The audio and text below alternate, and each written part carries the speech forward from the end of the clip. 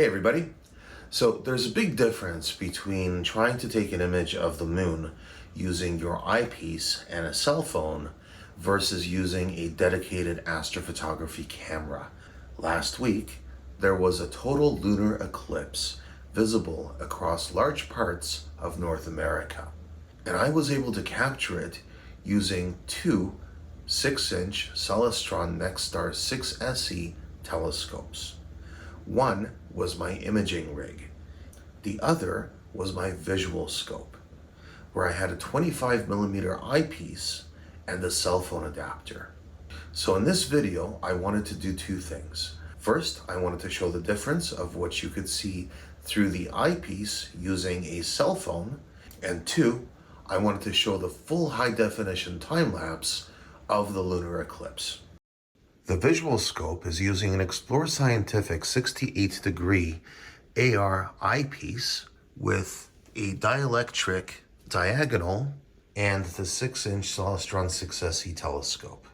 And the cell phone I used is the iPhone 14 Plus. The imaging rig has a focal reducer and is using the ASI 294 MC Pro cooled astrophotography camera. Otherwise, both of these OTAs are the same.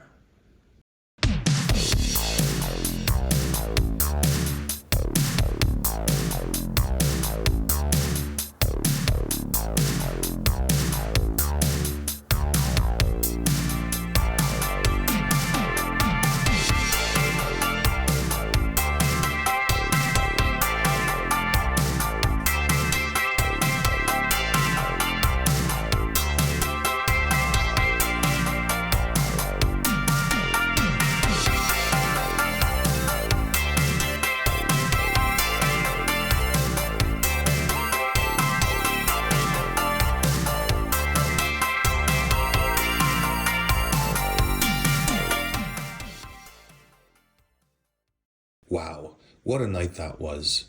The partial eclipse began just after 1 a.m. The total eclipse at 2:26, finishing at 3:30 a.m., with the partial ending at nearly 4:50 a.m. Not wanting to waste good focus for the last few hours of darkness, I sent the telescope over to have a look at the Hercules cluster, M13, and I was glad I did because I managed one of the sharper images I had been able to achieve on this amazing cluster. Here are my overall impressions of imaging the moon using a dedicated astrophotography camera versus cell phone through the eyepiece. The results actually surprised me. Cell phone cameras have come a long way, and even though my iPhone 14 Pro is a few years old, it sports a 48 megapixel front-facing camera. That's 4 times the pixels of my ZWO 12 megapixel ASI 294 MC Pro. That said, I wasn't expecting the results to be this close. The colors in the iPhone image were much more natural, or at least close to what I would see with the naked eye and through the eyepiece, whereas the hue of the moon in the debayered images was tinted towards the purple red. The overall sharpness and quality of the iPhone images was much better than I thought it would be.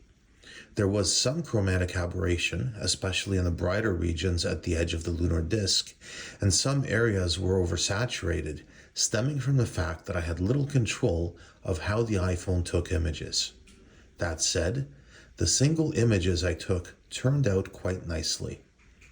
The video, on the other hand, was nowhere near as sharp and recorded in 1920 by 1080. In hindsight, I would have liked to have taken more manual images with the iPhone so that I could try stacking them, as the video files were not of high enough quality for stacking to make a difference.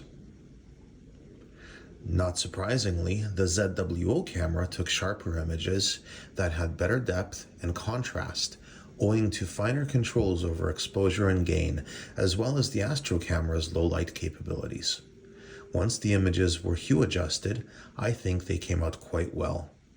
I used SharpCap to take 10-frame SIR videos at 2-minute intervals, varying the gain between the partial eclipse, which I imaged at 1.4 milliseconds, the near total eclipse imaged at 40 milliseconds, and totality, where each frame was 1 second in exposure. I stacked each 10-second SIR file and then combined the individual stacked images into a time lapse.